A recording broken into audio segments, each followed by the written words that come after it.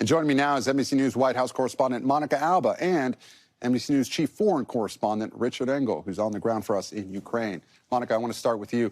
What do we know about the security guarantees that President Trump discussed with President Zelensky and European leaders yesterday? How concrete are they?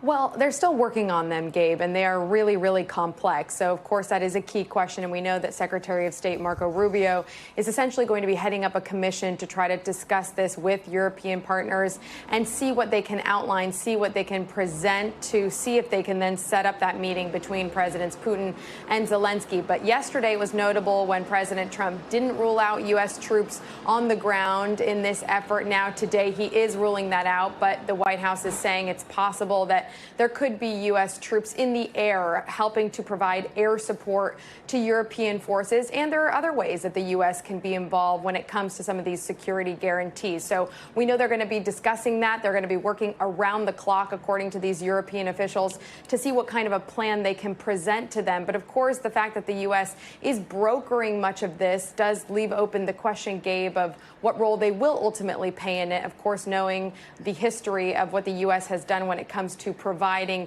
Ukraine with weapons and that kind of help and support during the course of the 3.5-year war. But that is a very open and live question, and one that certainly President Zelensky had at the top of his list when he came to make some of those asks here at the White House yesterday in those consequential face-to-face meetings. And Monica, I know you mentioned things are very fluid right now, but is the White House any closer to securing a possible meeting between Zelensky and Putin, or that trilateral meeting among Zelensky, Putin, and Trump?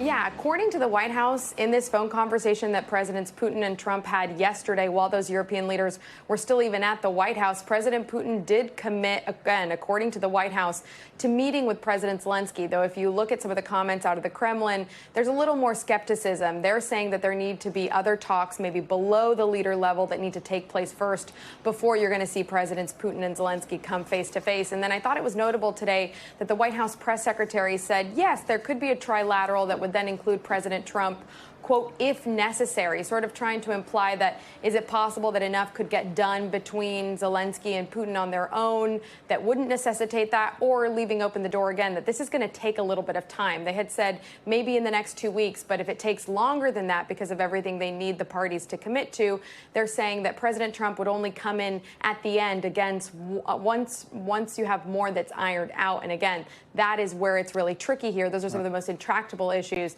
that they just simply have to get in a room and figure out, when we know both sides have said they won't make concessions on certain things that we're discussing here. And Gabe. Monica, there's also the question of where they could even meet, right? Because Putin is wanted for war crimes in a bunch of countries. Oh, yeah. The International Criminal Court essentially could arrest him if he goes to much of the places that you would hold your typical summits. But there are some countries that aren't a party to that, and that includes the United States, which is why President Putin was able to come to Alaska, as you see there, to meet with President Trump. But we know there are a couple of other countries that have been thrown out there. Hungary, for instance, was one example. Turkey was another. They also discussed the possibility of Switzerland, where even one of the Swiss top officials said they would be willing to grant President Putin temporary immunity to come and have a meeting there. That is to say, they wouldn't act on that just for the purposes of trying to see if they can have these discussions to see if they would yield a pathway to peace. So certainly a lot of outstanding questions still. Monica Alba live for us outside the White House. Monica, thank you. I want to turn now to Richard Engel for us in Ukraine. Richard, how was yesterday's summit at the White House received there in Ukraine, and how willing is Zelensky to meet with Putin? Well, I'll start with the second part. President Zelensky is absolutely willing to meet with Vladimir Putin. This is something that he's told me repeatedly since the early days of the war. It is something that he has told me several times that he wants to do. He has long wanted to meet with Vladimir Putin, but Vladimir Putin has not wanted to meet with him because he doesn't believe that he is a legitimate president, that he is a creation of the West. Putin has called him a Nazi, even though Zelensky is Jewish. But Zelensky has consistently wanted to meet with Putin. I don't think that's part of the problem. In terms of your other question, how is this all being received here in Ukraine? They want this war to stop, and they want a ceasefire as well, and they want security guarantees. It's not a question of one or the second or the third. They believe that you need all of them to end this conflict and live in peace and dignity. Well, let's start with the security guarantees. Security guarantees are about stopping the next war. They're about preventing Russia from attacking again. So what kind of guarantees would Europe, the United States, be willing to provide Ukraine so that it won't be invaded one more time? And the U.S. has already provided security guarantees back in 1994, saying that if Ukraine gave up its nuclear weapons, there were Soviet-era nuclear weapons in this country, and they did give them up, that there would be guarantees, and they were signed, by the way, in Budapest, Hungary, that there would be that there'd be no way that any country could attack this because the U.S. and Europe and several other countries agreed to provide security guarantees. They didn't hold up. So Ukrainians already have a decent amount of experience with bad security guarantees not preventing wars. But the security guarantees in this time frame are about stopping the next possible Russian invasion. Then there is the issue of land. How do you end this current conflict? Does Ukraine have to give up 20% of its territory just because Russia happens to still occupy it and stole it illegally? And then there's the question of the ceasefire. President Trump says they don't need a ceasefire, that he can go right to a deal. That's not the way people see it here in Ukraine when they are attacked every single day, when there are drone attacks every day, particularly in the morning, in the evening. It is now late in the evening in Ukraine, and I have no doubt that between now and sunrise, we will be hearing air raid sirens, and we will probably be hearing explosions from the position where I'm standing right now. You know, and Richard, you're in Kharkiv, northeast part of the country. It's such a city that's been having to fend off these Russian attacks throughout the entirety of the war. I remember seeing you more than 3 years ago in Ukraine. It's hard to believe that it's been so long. I remember back then there was this idea among many Ukrainians I spoke with that they would never under any circumstances agree to ceding any territory. Richard, I'm wondering where you're standing right now with the Ukrainians that you've spoke with. Is there a sense of exhaustion and perhaps that they may come to terms, that they may have to agree? There's not. No, none. Mm-hmm. No, there is not a sense of exhaustion. And think about how this process might play out, because can the Ukrainians, or would the Ukrainians have no choice but to accept that they are giving up or forced to surrender 20% of their territory, or 19%, or 18%, or 17%? President Zelensky can't just say, yes, I'm going to do that. There needs to be a referendum. There needs to be a change of the Constitution. Can you imagine how that process will go? The internal divisions that will take place in this country. Imagine the politics in the United States if suddenly an American president had to say, we are going to give up the eastern seaboard of the United States to a foreign power forever, and all the people in it, and all the cities, and all of their possessions. It is probably not something that any politician can survive. So just having a summit and agreeing to terms, then you have to sell it here, and selling it in Ukraine could be a very, very destructive process for the politics in this country. So there's a lot of hills to climb still. Richard Engel, live for us in Kharkiv, Ukraine. Richard, thank you for that context, and we thank you and your team as well. And now let me bring in Michael McFaul, former U.S. ambassador to Russia and NBC News international affairs analyst. Michael, after the high-stakes summit, both in Alaska and at the White House, do you think we are any closer to ending the war in Ukraine? I hope so, but I don't see the evidence to support that hypothesis. Putin has not changed any of his positions. He just reiterated them in Alaska. And on some of them, tragically, in my view, the president decided to accept them. And for instance, on the ceasefire, he just gave up on that.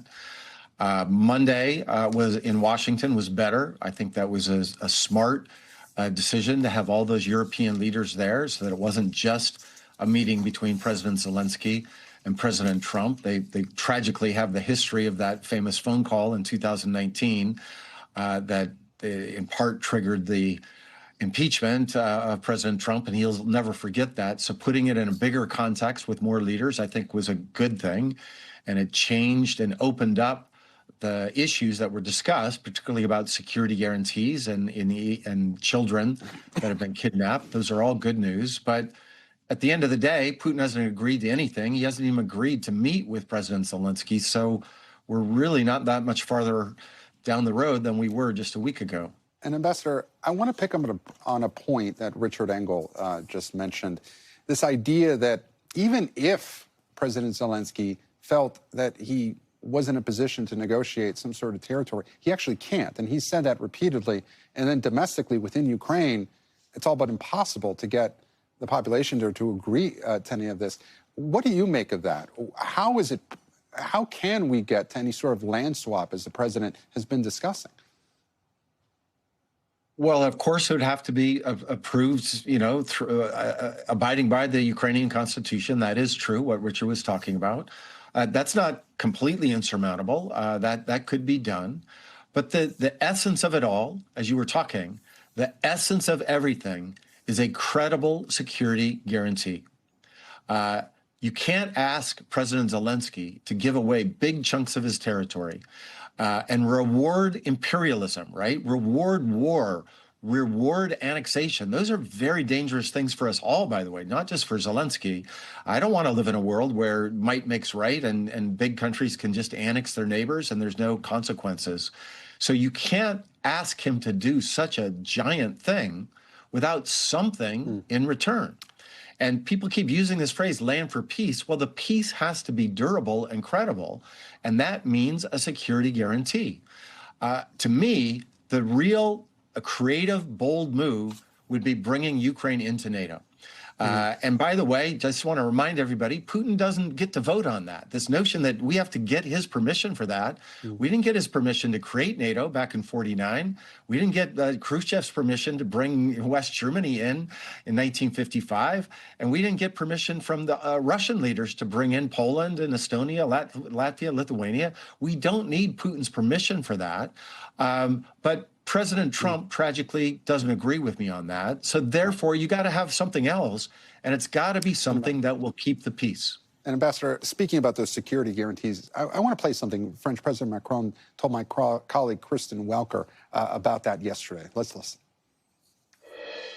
The first security guarantee for Ukraine and Europe is to have an important Ukrainian army which will resist to any new aggression and which will create a deterrence effect vis-à-vis, the attempt to aggress Ukraine again. So we worked on the format of this army, and in fact, what we want is no limitation in terms of number of soldiers, ammunition, equipment, and so on. The second pillar is to be sure that in the air, on sea, on land, we have a support from all the different key partners of the coalition of the willing to come and to support the Ukrainian forces, not to be a substitute. And the obsession and the first priority is not to have our boots on the ground, but to be sure that we have regular operations which are a sort of guarantee or strategic signal that it's not just a piece of paper, that the day they are attacked, we will be here. Because this piece of paper, we had it in the past. It was called the Budapest Agreement, and it didn't work. And Ambassador, do those security guarantees for Ukraine go far enough? Is what President Macron outlined enough to constrain Putin? I don't know. Honestly, I don't know. I don't know if anybody knows. If Russian soldiers are marching into Ukraine, will France actually go to war with Ukraine? Will they do that without American support? Right now, President Trump's talking about coordination of a security guarantee. That's different than American airplanes flying in the sky, bombing Ukrainian soldiers going back into Ukraine. So I think, at some point, if that's the best they can do, they'll have to settle for it, maybe. But I think it's not as credible as what the Ukrainians want right now. Ambassador McFaul, we thank you for your time and expertise. Thank you. We thank you for watching, and remember, stay updated on breaking news and top stories on the NBC News app or watch live on our YouTube channel.